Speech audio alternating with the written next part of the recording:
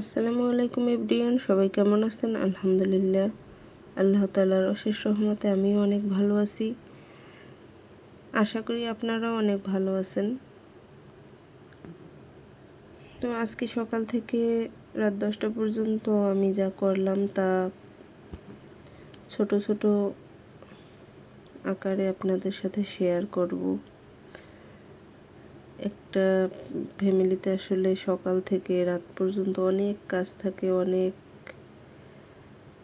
পরিশ্রম, সব কিছু মিলিয়েই তো হয়।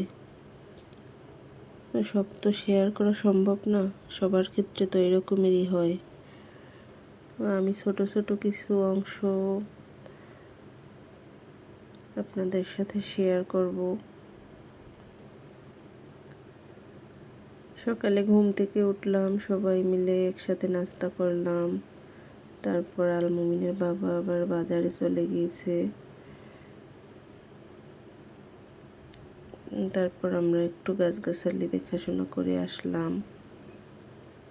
আমার বাসার ফুলের গাছগুলো দেখলাম, মাশাআল্লাহ বর্ষার সময় ফুল গাছগুলো খুব ভালো থাকে।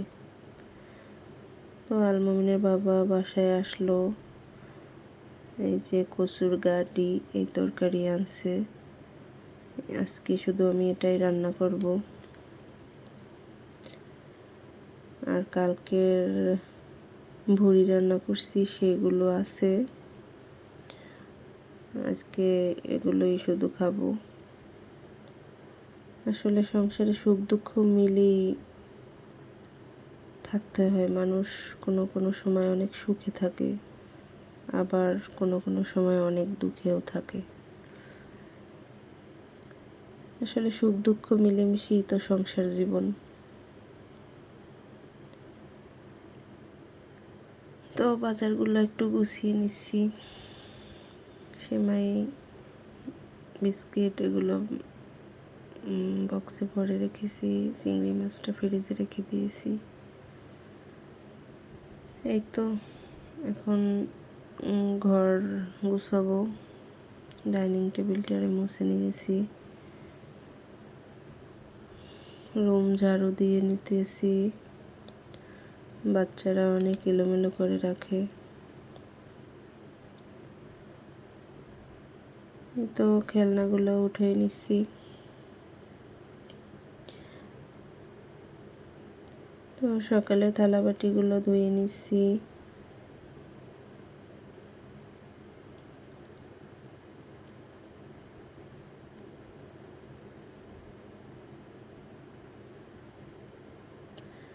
আসলে নারীদের কাজ তো সংসারের হাল ধরে রাখা। নারীরাই পারে আসলে সুন্দর করে গুছিয়ে রাখতে। এটা আসলে একটা পুরুষ দিয়ে সম্ভব হয় না কোনোদিনও। পুরুষরা শুধু বাইরের কাজ করাটাই আল্লাহ তাআলার থেকেই এসেছে, যে ছেলেরা বাইরের কাজগুলোই পছন্দ করে আর ঘরের কাজ পারেও না ওরা ভালো। আর মেয়েদের জীবনে এরকমেরই। একটা মেয়ে আসলে পারে সমস্ত আত্মত্যাগ দিয়ে, সমস্ত ভালোবাসা দিয়ে একটা সংসারকে টিকিয়ে রাখতে।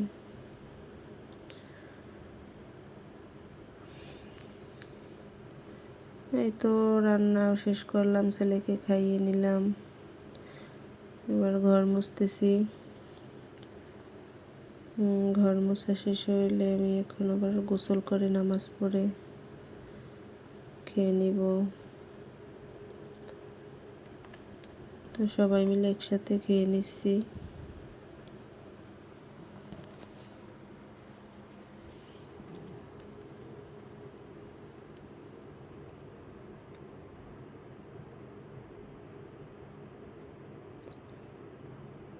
আসলে একটা সংসারে যতটুকু ভালোবাসা দরকার, তার থেকেও বেশি দরকার বোঝাপড়া। কারণ বোঝাপড়া, সম্মান এগুলো যদি না থাকে একটা সংসারে, আসলে সেই সংসার টিকিয়ে রাখাও একটা কষ্টসাধ্য হয়ে যায়। তো তো সন্ধ্যার নামাজ পড়া হলো। আল মুহাইমিন আবার সিজ করে দিয়েছে আমার জায়নামাজে। বিকেল টাইমে আবার আমার কাস্টমার আসছিল, 2টা 3 পিস বিক্রি করছি আলহামদুলিল্লাহ।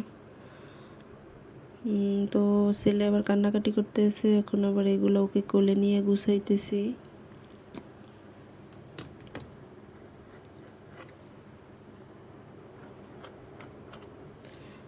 মাশাল্লাহ 2-1টা করে 3 পিস বিক্রি করতেছি, মোটামুটি সেল হয় আর কি। আলমমিনের ওর বাবা চলে এসছে নামাজ পড়ে, ভাইয়ের জন্য আবার লিচু নিয়ে আসছে। এই তো একটা 3 পিসের ছবি তুলে নিলাম আমার ফেসবুক পেজে ছাড়ার জন্য। আমার ফেসবুক পেজের নাম টপ কালেকশন 3 পিস হাউস। তো আলমমিনের বাবা আসছে, এখন আমি আবার একটু চা করে নিলাম। সকালে রুটি দিয়ে চা খেয়েছি, অনেক ভালো লেগেছে, এজন্য আবার রুটি আনছে, তো রুটি দিয়ে চা খেয়ে নিলাম। তো বাচ্চারা তো এই যে তরকারি খাইতে চায় না, তারপরে আবার ভুড়ি রান্না করছি সেগুলোও খেতে চায় না। এর জন্য আবার আমি ভাবলাম যে কি করা যায়, দেখি অনেক কি করা যায়।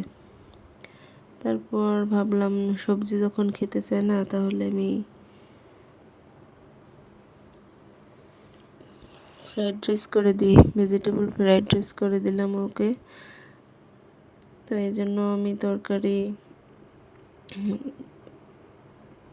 নিয়েছি কাঁকরোল, পটল, কাঁচামরিচ, ঢেঁড়স, মাংসের টুকরো কেটে নিয়েছি, পেঁয়াজ কেটে নিয়েছি, চাল, আলু সব কিছু গুছিয়ে নিয়েছি। এবার রান্না করার জন্য কিছু মশলা, হাতের নাগালে থাকা যে মশলাগুলো আমার কাছে আছে, সিম্পলভাবেই রান্নাটা করব।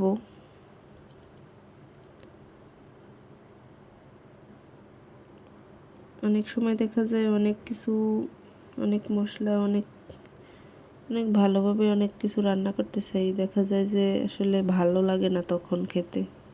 আবার অনেক সময় দেখা যায় সিম্পলভাবে রান্না করছি, খেতে অনেক মজা হয়। তো আজকেও সেরকমের খুব তাড়াহুড়া করে রান্নাটা করছি। তো খুব ভালো হয়েছে রান্নাটা। তো সব কিছু পেঁয়াজ, আলু, ঢেঁড়স, সবজি সব কিছু দিয়ে আমি ভালোভাবে ভেজে নেওয়ার পরে আমি পোলাওয়ের চাল দিয়ে দিলাম। তো এদিকে আমি এবার চিকেন ফ্রাইও করে নিয়েছি। তো রান্না আমার শেষ, এবার আলমমিনকে আমি এখন খাওয়াবো।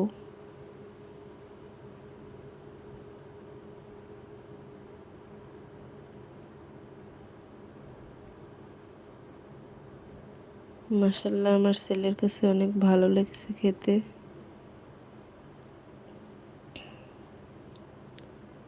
ও বারবার বলছে আম্মু অনেক টেস্টি হয়েছে, অনেক টেস্টি হয়েছে। তো এইভাবে আসলে বাচ্চাদের খাওয়ালে বাচ্চারা তো সবজি খেতে চায় না, তো এভাবে মাঝে মধ্যে ট্রাই করে দেখতে পারেন সবাই। তো রাতের খাওয়া দাওয়া শেষ করে আমি থালাবাটি ধুয়ে নিতেছি। আসলে রাতের কাজ রাতে এগিয়ে নেওয়াই ভালো। সকালবেলা এমনিতেই অনেক কাজের চাপ থাকে, তো মাঝে মধ্যে আমি সময় পাই না, তখন আবার দিনে আসলে কাজ করতে অনেক কষ্ট হয়ে যায়। তো সময় বের করে আসলে কাজ করে নেওয়াই ভালো।